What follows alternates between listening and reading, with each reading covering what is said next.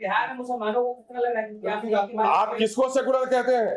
बिहार में जो इस वक्त सरकार चला रहे हैं, बीजेपी को स्थापित करने में बिहार में नीतीश कुमार जी का रोल रहा है। क्या आप उस नीतीश कुमार जी को सेकुलर कहेंगे?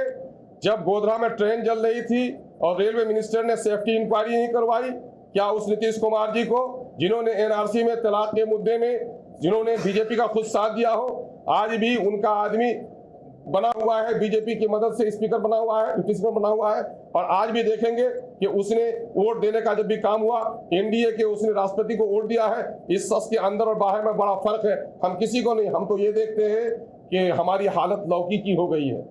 चाकू पे गिरे लौकी तो लौकी कटे, लौकी पे गिरे चाकू तो लौकी कटे, हम है ना। और एमआईएम की टीम ने, मैं आपको खबर कर दूं कि एमआईएम टीम इन चारों घराने पे गई है ना। बिस्फी गई टीम, हमारी टीम वहां पर गई, मधुबनी गई, हमारी टीम कटिहार गई और सीतामढ़ी गई, और वहां जाकर तमाम तर पीड़ित फैमिली को पार्टी की तरफ से 50-50 हजार रुपए का उन लोगों को आर्थिक मदद देने का भी पार्टी ने, हमारे लोगों ने काम किया है।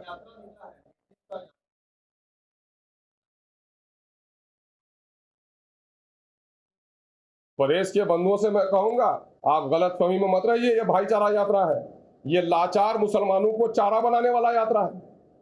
ये लाचार मुसलमानों को चारा बनाने का यात्रा है, ये भाईचारा यात्रा नहीं है। भाईचारा यात्रा निकालेंगे जदयू के लोग, बीजेपी को जिसने स्थापित किया वो भाईचारा यात्रा निकालेंगे, एनआरसी का जिसने समर्थन किया वो भाईचारा यात्रा निकालेंगे, सनोवर को जिसने इंसाफ नहीं दिया भाईचारा का यात्रा निकालेंगे। मुसलमानों की बड़ी आबादी बसती है सीमांचल में, जहां गरीबी अपनी इंतहा को पहुंची हुई है, सैलाब से लोग तबाह हाल है, सड़कें टूटी हुई है, पुल लटका हुआ है, उर्दू की जिसने बहाली नहीं की, वो लोग भाईचारा यात्रा निकालेंगे। ये दिग्भ्रमित कर रहे हैं जनता को, ये गुमराह करने की कोशिश कर रहे हैं इनका। और फिर मैं बता दूं जदयू के ताल्लुक से, इनका दोहरा किरदार आपके सामने में होना चाहिए। पहले बिहार में घर घर में इसने शराब का लाइसेंस दे दिया, और बाद को ये शराब मुक्ति की तहरीक चला रहे। घर घर में बीजेपी और आरएसएस को बसा दिया, और बीजेपी मुक्त सरकार बिहार में बनाना चाहते हैं। शिक्षा को इसने चौपट कर दिया, और चौपट करने के बाद शिक्षा सुधार का आज ये चिराग जला रहे हैं। इनका किरदार दोहरा है, इसलिए दोहरे किरदार के लोगों को जनता पहचान चुकी है। ये भाईचारा का यात्रा नहीं है, उनकी लाचारी और बेबसी और दलितों को, अकलियतों को चारा बनाने की एक नई साजिश है। इनके जमूड़े, इनके मदारियों का जो खेल है, ये जनता पहचान चुकी है इनको, है ना। तू इधर उधर की न बात कर, मैं कह रहा हूं जदयू के लिए, ये बता काफिला क्यों लुटा, मुझे रहजनों से नहीं गिला, तेरी रहबरी पर सवाल। एक सवाल है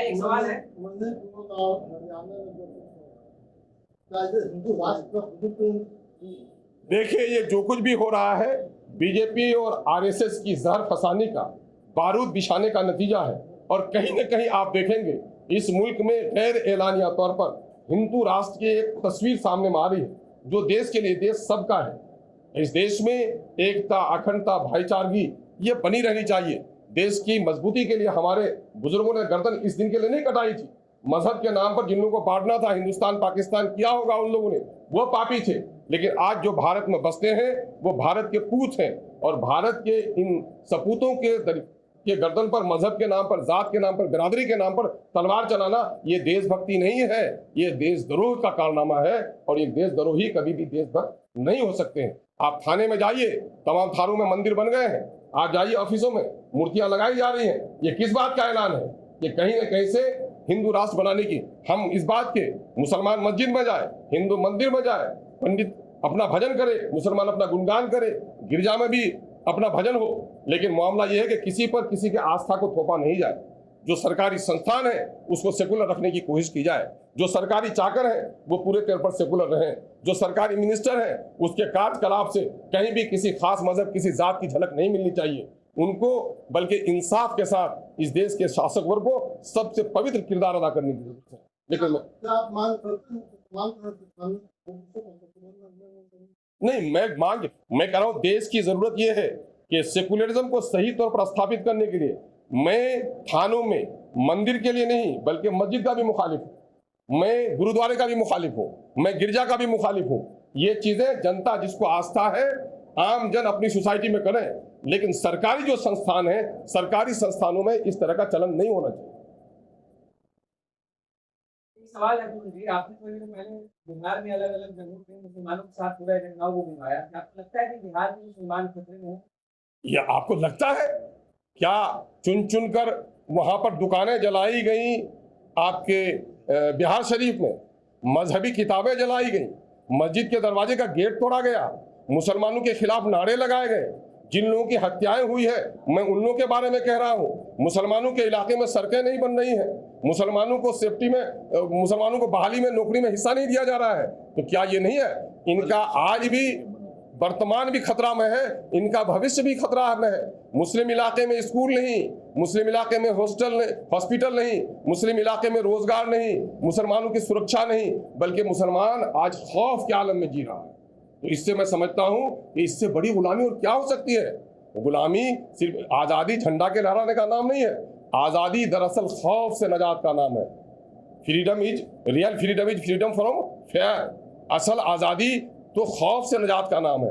और यहाँ हर तरफ आज मुस्लिम लोग खौफ में है। सड़कों पे चलें, दुकानों में जाएं, कारोबार करें, आज उनको खौफ लग रहा है। अकेला सफर करने में वो घबराने लगा है, दाढ़ी को ढाक के सफर करने लगा है, टोपी को उतार कर जेब में घुसा लेता है। जो बेटियां पर्दे में रहती है सफर करते वक्त अपना नकाब झटक लेती हैं।